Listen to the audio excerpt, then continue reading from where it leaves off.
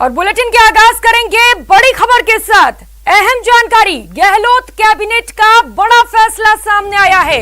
विधान परिषद के गठन के प्रस्ताव को पारित कर दिया गया है। कैबिनेट ने सर्वसम्मति से प्रस्ताव को पारित किया है। तो आपको बता दें कि केंद्र को राज्य सरकार चिट्ठी भी लिखेगी। केंद्र सरकार से सवाल पूछा जाएगा कि केंद्र सरकार बताए कि राजस्थान में विधान परिषद का गठन करने की अनुमति मिलेगी या नहीं मिलेगी। तो ये तमाम जानकारी शिक्षा मंत्री गोविंद सिंह डोटासरा की ओर से दी गई है। मुख्यमंत्री अशोक गहलोत जी के नेतृत्व में यहां पर विधान परिषद के गठन का प्रस्ताव सर्वसम्मति से पारित किया था, लेकिन केंद्र की मोदी सरकार इसको टाले जा रही थी और एक चिट्ठी दोबारा भेजी गई कि आप बताइए कि आप चाहते हैं या नहीं चाहते हैं। तो ये टालने की मंशा से बताया गया है। मैं समझता हूं कि माननीय मुख्यमंत्री जी ने पूरी कैबिनेट की सर्वसम्मति से ये प्रस्ताव पुनः कैबिनेट को आज पास कर दिया गया, भिजवाएंगे कि हम चाहते हैं लोगों को मौका मिले, कार्यकर्ताओं को मौका मिले और विधान परिषद बने। चलिए और भी ज्यादा जानकारी लेंगे। सहयोगी प्रेम नारायण मीणा जुड़े हुए हैं। प्रेम, विधान परिषद के गठन के प्रस्ताव को पारित कर दिया गया है, बड़ा फैसला गहलोत कैबिनेट का।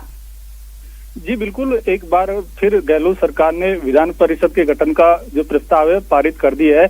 इससे पहले भी सरकार ने विधान परिषद के गठन का प्रस्ताव पारित किया था, लेकिन केंद्र की तरफ से कोई जवाब नहीं आया। आज गहलोत कैबिनेट की मीटिंग में सर्वसम्मति से एक बार फिर विधान परिषद के गठन का प्रस्ताव पारित किया है। आज कैबिनेट के फैसलों की जानकारी देते हुए शिक्षा राज्य मंत्री गोविंद सिंह डोटासरा ने भाजपा नेताओं को निशाने पर लेते हुए सवाल पूछा कि वो बताए कि राजस्थान में विधान परिषद का गठन करवाने में गहलोत सरकार की मदद करेंगे अथवा नहीं। उन्होंने आरोप लगाया कि मोदी सरकार राजस्थान में विधान परिषद के गठन के प्रति बिल्कुल भी गंभीर नहीं है। हम आपको बताना चाहेंगे कि अभी फिलहाल देश के 6 राज्यों में विधान परिषद का गठन है, जिसमें तमिलनाडु है, बिहार है, उत्तर प्रदेश है और कर्नाटक राज्य है। इनमें विधान परिषद ऑलरेडी मौजूद है। इससे पहले अभी हाल ही में पश्चिम बंगाल की मुख्यमंत्री ममता बनर्जी ने भी कहा था कि पश्चिम बंगाल में भी विधान परिषद का गठन केंद्र सरकार करे। अब इसके बाद आज गहलोत सरकार ने एक बार फिर केंद्र से मांग की है कि राजस्थान में विधान परिषद गठन के प्रस्ताव को हरी झंडी दी जाए। अब देखना होगा कि मोदी सरकार इस पर निर्णय लेती है या नहीं। जी चलिए प्रेम, सर्वसम्मति से प्रस्ताव को पारित कर दिया गया है, लेकिन अब राज्य सरकार केंद्र को चिट्ठी भी लिखने वाली है। क्या लगता है इस बार केंद्र सरकार की तरफ से क्या कुछ जवाब आ सकते हैं? देखिए, गोविंद सिंह डोटासरा ने जैसे ही पीसी समाप्त की उसके बाद उन्होंने एक अनौपचारिक बातचीत में कहा कि इस मामले पर राज्य के भाजपा नेताओं को सहयोग करना चाहिए राज्य सरकार का, क्योंकि ये राज्य के हितों से जुड़ा हुआ मामला है। उन्होंने अपील की कि बीजेपी प्रदेश अध्यक्ष सतीश पूनिया इस मामले में पीएम मोदी से मुलाकात करे और कैबिनेट के फैसले पर मोहर लगाने में मदद करे। अब देखना होगा कि राज्य के जो भाजपा नेताओं की इस मामले पर क्या प्रतिक्रिया आती है। जी बिल्कुल प्रेम, ये देखने वाली बात होगी कि अब केंद्र की तरफ से क्या कुछ प्रतिक्रिया आती हैं। बहुत शुक्रिया तमाम जानकारियों के लिए।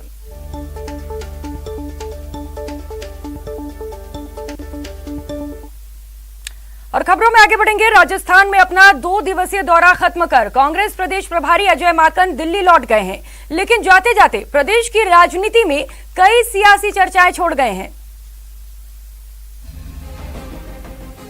सीएम गहलोत से माकन की मंत्रणा के मायने। प्रदेश सरकार में मंत्रिमंडल विस्तार संभव।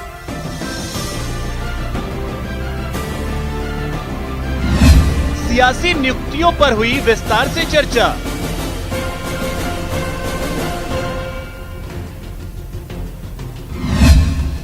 क्या माकन मंथन से निकलेगा सियासी अमृत?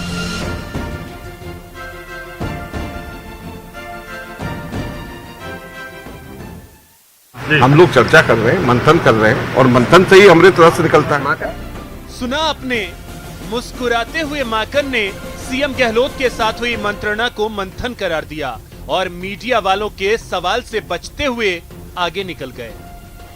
2 दिवसीय दौरे पर राजस्थान पहुंचे प्रदेश प्रभारी ने 4.5 घंटे सीएम गहलोत के साथ बिताए। फिर क्या था, प्रदेश में मंत्रिमंडल विस्तार के साथ राजनीतिक नियुक्तियों को लेकर सियासी गलियारों में सीएम गहलोत के असहमत होने की चर्चा तेज हो गई। लेकिन अजय माकन के चेहरे पर सीएम के साथ हुए सियासी मंथन का भरोसा दिखा। उन्होंने असहमति की बात को सिरे से खारिज कर दिया। किस पे सहमति होगी और किस पे नहीं होगी ये कौन कह गया? सब चीजों पे सहमति है, किसी पे असहमति है ही नहीं, सभी पे सहमति है। क्या रहा सर चर्चा में, क्या रहा? आपको लंबी ऐसा है, ये क्या चर्चा हुई है, ये सार्वजनिक तौर के ऊपर चर्चा करने की चीजें थोड़े होती हैं। माकन के दौरे के दौरान प्रदेश कांग्रेस के कई नेताओं ने उनसे मुलाकात की। दिल्ली रवाना होते वक्त माकन का लंबा चौड़ा काफिला जब एयरपोर्ट पहुंचा तो वहां भी प्रदेश कांग्रेस के कई कद्दावर नेता मौजूद रहे। हालांकि प्रदेश प्रभारी के दौरे को लेकर कांग्रेस नेता कुछ भी बोलने से बचते दिखे, लेकिन मुख्य सचेतक डॉक्टर महेश जोशी ने कहा कि सरकार में किसी तरह का कोई गतिरोध नहीं है। माकन सिर्फ प्रदेश नेतृत्व का मार्गदर्शन करने आते हैं। प्रदेश प्रभारी दौरे पे आते हैं, हमारा उत्साहवर्धन करने के लिए आते हैं, हमको मार्गदर्शन देने के लिए आते हैं। हाईकमान का संदेश कार्यकर्ताओं को क्या है वो देने के लिए आते हैं। माकन साहब का स्वागत है और मैं ये मानता हूँ कि राजस्थान में किसी प्रकार का कोई गतिरोध नहीं है। राजस्थान की कांग्रेस सरकार पूरी ताकत के साथ काम कर रही है। प्रदेश प्रभारी ने अपने 2 दिवसीय दौरे को मंत्रणा और मंथन का नाम दिया है। जाहिर है पार्टी नेताओं को इस सियासी मंथन से निकलने वाले राजनीतिक अमृत का बेसब्री से इंतजार है। न्यूज़ 18 राजस्थान के लिए जयपुर से दिनेश शर्मा की रिपोर्ट। उधर अजमेर में बीजेपी ने प्रेस कॉन्फ्रेंस कर राज्य सरकार पर निशाना साधा है। बीजेपी सांसद भागीरथ चौधरी ने जयपुर ग्रेटर रिश्वत कांड का नाम लिए आरएसएस को बदनाम करने का आरोप लगाया और कहा कि वर्तमान कांग्रेस शासन में SC/ST के लोगों पर जुर्म बढ़ा रहा है। वहीं बीजेपी विधायक वासुदेव देवनानी ने ग्रेटर रिश्वत कांड में FSL टीम पर वीडियो से छेड़छाड़ का आरोप लगाया है। देवनानी ने अजय माकन के राजस्थान दौरे को भी फेल करार दिया।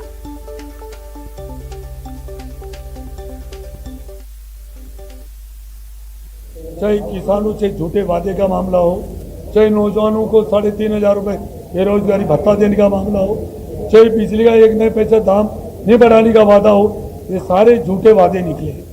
और राष्ट्रीय स्वयं संघ जो RSS है, जो इस देश के लिए और जो वो प्रचारक हैं, जो सब कुछ छोड़कर इस देश के लिए रात दिन अपने जीवन न्यौछावर कर दिए हैं, ऐसी पवित्र संस्था को बदनाम करने की ये कोशिश कर रहे हैं। में अभी 100 करोड़ का घोटाले का प्रकरण सामने आया है, तो डोटासरा जी हैं और साथ में रघु शर्मा, जो राजस्थान के जितने CMHO ने परचेजिंग की है उसकी यदि थर्ड पार्टी से जांच हो जाए तो अपने आप दूध का दूध पानी का अरबों रुपए का उसके अंदर घोटाले सामने आएंगे। अजय माकन आए, उससे भी ध्यान हटाने के लिए इस प्रकार के प्रकरण किए।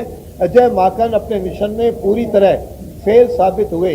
दोनों ने किसी प्रकार का अशोक गहलोत ने उनकी बात स्वीकार नहीं की। उधर केंद्र की मोदी सरकार ने अपनी नई टीम बना ली है। आज यानी बुधवार को केंद्रीय कैबिनेट का विस्तार किया गया। नई टीम में 43 मंत्री शामिल किए गए, तो वहीं कई दिग्गजों समेत पुरानी टीम से करीब 1 दर्जन मंत्रियों को अपनी कुर्सी भी गंवानी पड़ी।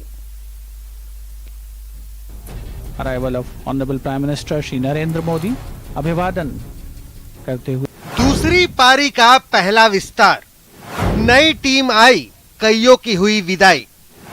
केंद्र में विस्तार से राज्यों में बेड़ा पार। मोदी से जुड़ा नाम, करना होगा काम। मोदी के साथ रहना है तो फिर काम तो करना होगा, और सिर्फ काम ही नहीं बल्कि जमीन पर दिखाना भी होगा। हम ये क्यों कह रहे हैं ये आपको बताएंगे।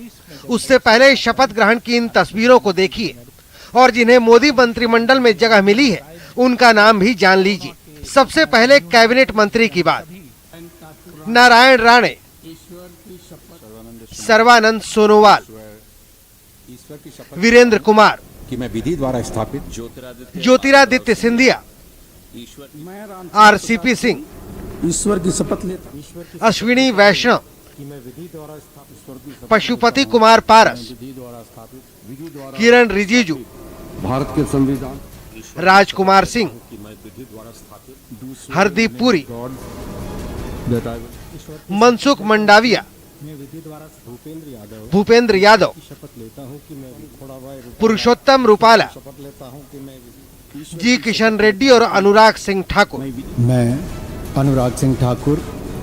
ये सभी 15 लोगों ने कैबिनेट मंत्री के तौर पर शपथ ली, जिसमें 7 को काम का इनाम मिला है, जबकि पंकज चौधरी, स्थापित भारत के अनुप्रिया पटेल, कि मैं सत्यपाल सिंह बघेल, राजीव चंद्रशेखर, शोभा करण डालजे, भानु प्रताप सिंह वर्मा, दर्शन विक्रम, ईश्वर की शपथ लेती हूँ मीनाक्षी लेखी, अन्नपूर्णा देवी, अक्षुण्ण रखूंगी मैं ए नारायण स्वामी, कौशल किशोर, शपथ लेता हूँ अजय भट्ट, शपथ लेता हूँ बीएल वर्मा, की शपथ लेता हूँ कि मैं विधि अजय कुमार, मैं संघ के राज्य मंत्री के रहूंगा, देवू सिंह चौहान, संघ के राज्य मंत्री के रूप में अखंडता भगवंत खूबा, मैं ईश्वर पाटिल कपिल पाटिल, ईश्वर की शपथ लेता हूँ कि मैं प्रतिमा भौमिक, सच्चा श्रद्धा और लेता हूँ सुभाष सरकार, विधि द्वारा स्थापित भागवत कराज, ईश्वर की शपथ लेता हूँ कि राजकुमार रंजन सिंह, भारती प्रवीण पवार, शपथ लेती हूँ Vishweshwar Tudu, as by law established Shantanu Thakur, Munjapara Mahendra bhai, John Barala, अक्षुण रखूंगा एल मुरुगन और निश्चित प्रमाणिक ने एज मिनिस्टर ऑफ स्टेट राज्य मंत्री के तौर पर शपथ ली।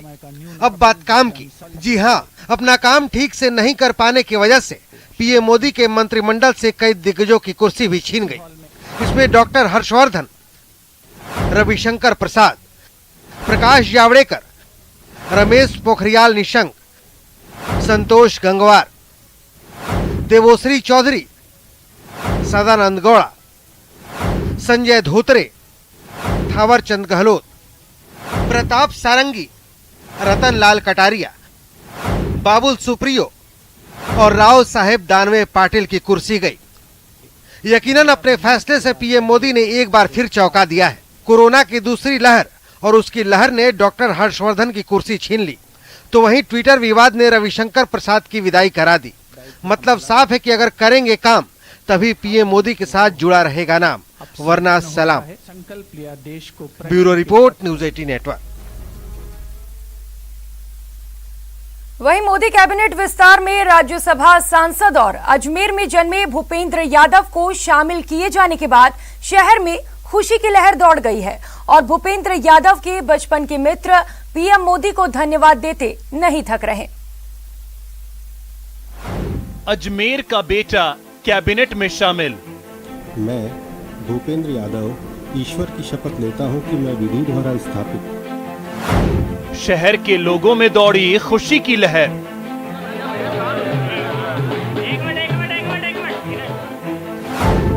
भूपेंद्र यादव का अजमेर से गहरा नाता।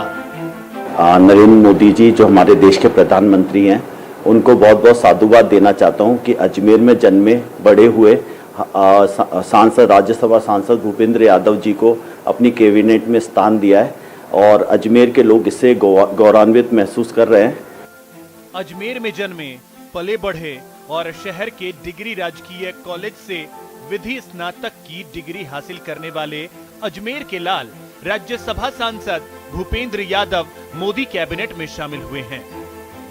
शहर के लाल की इस उपलब्धि पर स्थानीय लोग काफी खुश हैं और राज्यसभा सांसद भूपेंद्र यादव के मित्र उन्हें हंसमुख और सबको साथ लेकर चलने वाला व्यक्ति बता रहे हैं। उनका जो व्यवहार बचपन बाल्यकाल से जिस तरह का रहा है, वो बहुत ही सरल और बहुत ही हंसमुख और सबको साथ लेकर चलने वाले हैं।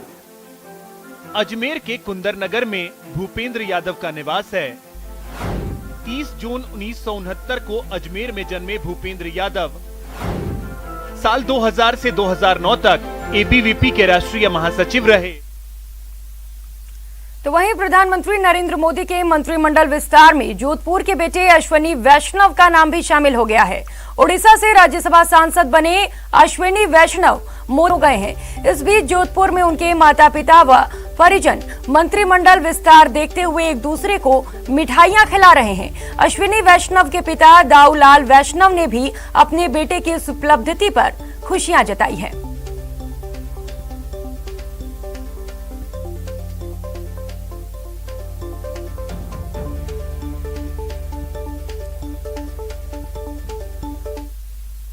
तो मोदी कैबिनेट के विस्तार के बाद अब सियासत तेज हो गई है। कोई खुश है तो कोई खफा। इस बीच मुख्य सचेतक डॉक्टर महेश जोशी की प्रतिक्रिया भी सामने आई है। उन्होंने कहा कि मोदी कैबिनेट में राजस्थान के ब्राह्मण समाज को केंद्र में प्रतिनिधित्व नहीं दिया गया, जबकि राजस्थान में ब्राह्मण समाज का राजनीति में अहम स्थान रहा है। उन्होंने कहा कि मोदी जी के पास मौका था दागियों को मंत्रिमंडल से हटाने का, लेकिन गजेंद्र सिंह को ड्रॉप नहीं करके ये मौका भी गवा दिया गया। इससे सिंह को ड्रॉप नहीं करके ये मौका भी गवा दिया गया। इससे साबित होता है कि मोदी जी भ्रष्टाचार पर जीरो टॉलरेंस की बात करते हैं, लेकिन ऐसा नहीं है। इस रिशफल से कि मोदी जी को राजस्थान प्रदेश के ब्राह्मणों के सम्मान की, उनके प्रतिनिधित्व की कोई चिंता नहीं तो जब से मोदी जी प्रधानमंत्री बने तब से लेकर आज तक मोदी जी ने राजस्थान से किसी ब्राह्मण को प्रतिनिधित्व नहीं दिया। नंबर एक बात। नंबर दो बात, गजेंद्र सिंह शेखावत जी पे जैसे ही आरोप लगे, उनको दूसरे पुराने नेताओं से सीख लेते हुए कांग्रेस के नेताओं से भले ना है। जैसे लाल बहादुर शास्त्री जी जब रेल मंत्री थे, उन्होंने एक रेल दुर्घटना पर होते ही नैतिक आधार पर इस्तीफा दिया था, उनसे सबक नहीं लिया। नेटवर्क 18 फेडरल बैंक संजीवनी गाड़ी भारत के कोविड प्रभावित जिलों में जा रही है। वैक्सीन के लिए जागरूकता फैलाने की हमारी इस मुहिम को आप भी अपना सहयोग दीजिए। चलिए आपको दिखाते हैं संजीवनी गाड़ी अब तक कहां-कहां गई और आज कहां है।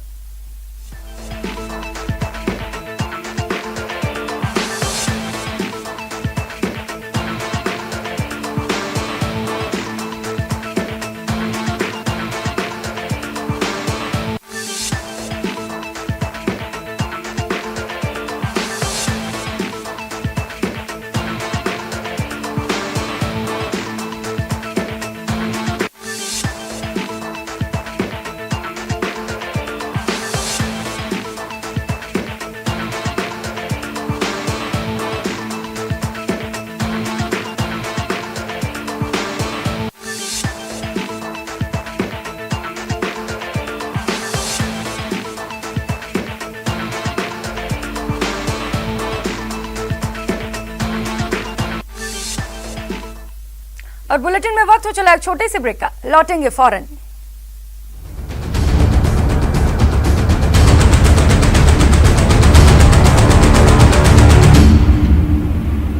स्वागत है आप सभी का। और अब बात जयपुर की, जहां के गांधीनगर रेलवे स्टेशन पर कुछ ऐसा हुआ जिसके बाद सबके पसीने छूट गए। सबसे पहले आप ये तस्वीर देखिए, जहां ट्रेन आते ही लोग भागते नजर आ रहे हैं। सबको जल्दी है ट्रेन पकड़ने की, लेकिन इस बीच ट्रेन पकड़ने जा रही एक महिला यहां पर गिर गई, जिसके बाद महिला के दोनों पैर ट्रेन और प्लेटफॉर्म के बीच में फंस गए। लेकिन कहते हैं ना, जाको राखे साइयां मार सके न कोई।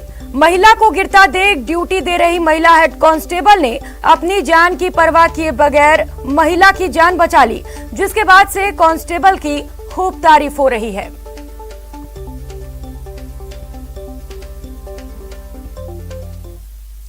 उधर जयपुर के सीतापुरा स्थित महात्मा गांधी अस्पताल में डॉक्टर्स को बड़ी सफलता मिली है, जहां महुआ निवासी 31 वर्षीय शंकर दयाल शर्मा को हृदय रोग विशेषज्ञ डॉक्टर रामानंद सिन्हा आईवीसी में लगा हुआ 2 साल पुराना फिल्टर निकालकर राहत दी है। सामान्यतः ये फिल्टर लगाए जाने के 6 महीने में ही निकाल दिया जाता है। चिकित्सा इतिहास में अब तक 1 साल पुराना फिल्टर निकाले जाने की जानकारी है, पर यह मामला 2 साल पुराना है। रोगी को कई अस्पतालों में मना कर दिए जाने के बाद उसे महात्मा गांधी अस्पताल में राहत मिली। तो मैंने सिन्हा सर को दिखाया और खून जो थक्का था वो मेरे लंग्स तक पहुंच गया था। तो सर ने आईवीसी फिल्टर डाला और आज उस फिल्टर को डाले 2 साल हो गए। 2 साल बाद 2 साल में जो ट्रीटमेंट चलता रहा उससे मेरा क्लॉट भी पिघल गया और मैं ठीक भी हुआ। और फिर आप 2 साल में जो चीज़ असंभव थी जो सर ने। इस बुलेटिन में फिलहाल इतना ही। खबरों का सिलसिला लगातार जारी है, आप बने रहिए हमारे साथ। नमस्कार।